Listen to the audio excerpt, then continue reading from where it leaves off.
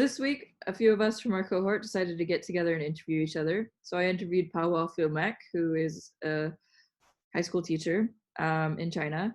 I interviewed Stuart Dodds, who is a director of a school in China, and I interviewed Jeremiah Sawama, who is a science and math teacher in Japan. They all had their own interesting individual outlook on their experiences with technology in the classroom. So here are some of the questions I asked. Number one, most of my teachers responded saying that they had limited technology and it was non-digital, while I had about 2 teachers say that they were using tablets, smartphones, and television. Number 2, platform-wise, the only thing that was really common was Microsoft Office. Otherwise, there was communication apps or specific school platforms that were being used for school resources. Number 3, video used in the classroom. All the teachers responded saying that there was some hands-on or verbal activity going on where the kids were heavily involved in responding to things going on in the video or lesson plan. Number 4, the teacher said that a lot of apps needed to be vetted through the school, so they didn't have room for much creativity. The teachers that did have access to the technology, whereas the other teachers said that they were, again, still not using tablets, so that wasn't really relevant to them. Number 5, integrating smart boards. Most of my teachers said they don't use them. Maybe one teacher said he does use it, and all teachers said that if they did use it, it was implemented in some sort of interactive lesson where the kids got up and utilized the smartboard. Software apps, again, limited. Usually if there were software apps being used, it was for communication platforms, especially during COVID. So otherwise they don't use any apps. Number 7, that was a tricky one. Basically, all the teachers said yes. The teachers that I did interview told me that they could foresee using a smartphone as a way of having an interactive lesson in class where all the kids take maybe a pop quiz on their phones on a platform that's connected and that they can all use together, for example. Number 8, do you think technology is a good replacement for the classroom? Explain. All the teachers said absolutely not, and I would completely agree. It goes against the guidelines that we discussed in our cohort, and it doesn't make sense. So yeah, that was the results of that one. And lastly, do you think too much technology in the classroom is distracting for students? Explain. A lot of my half of the teachers actually said, yes, it's too distracting and there is such thing as an overwhelming amount of technology in the classroom.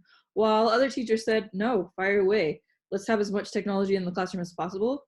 It's not about having too much technology. It's about how you apply it to the lessons and whether or not you're controlling your classroom effectively. Is there any other technology you think would be useful in the classroom? How would you apply it to your lessons? A lot of the teachers didn't have anything to add to that, except for one teacher who said that a 3D printer would actually be really useful for hands-on activities. Here's some great points that Jeremiah, Stuart, and Powell all shared. So when you use technology in the classroom, you're supposed to sort of think of a way where it fits within your lesson plans rather than making a lesson plan entirely, I think, based on the technology itself. Keeping them on task is a lot harder. We just solve it by making them put their iPads away when they're not using them. The other big issue that we have is new apps. Initially, I tried like a bunch of different apps. For one reason or another, they didn't work as well, and so as I'd hoped. And so we've fallen back on a couple that are really useful and all the teachers in the school use. And because all the teachers use them, the students are most familiar with those types of technology, and they work the best. Okay, this is Jeremiah's lesson plan. He follows the ISTE standards for integrating digital tools into a lesson. And the way that he did that was they used Zoom for the lecture. And then what he did was he utilized Olio Note. And both tools were being integrated in the lesson. So they used Zoom to watch this lecture. And then Olio Note was the device that they used to do the work on. So, and I can see how it can be actually very effective. And it's cool how, the video was discussed in English and the low-level students discussed the video in Japanese, but either way, they got that exposure where they were able to understand the lesson using those technological tools. But I think you need to have something that is age appropriate. Really answers itself. You know, the navigation has to fit what the students know. If the students are very tech savvy and they're used to using different apps, then they can handle a more complex user interface.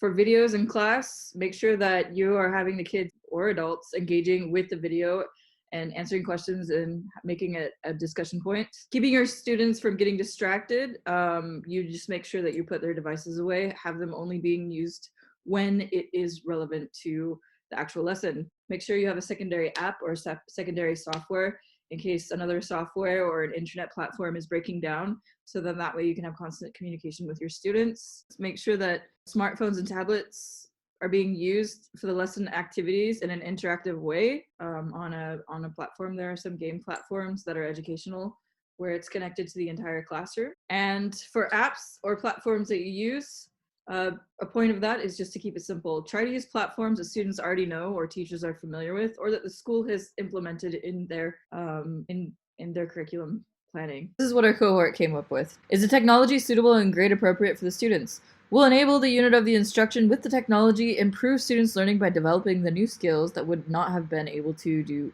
without technology. Establish trust between yourself and the students when you introduce tech. Is technology the most effective medium to achieve the student's learning goal? And lastly, is the lesson equitable among students?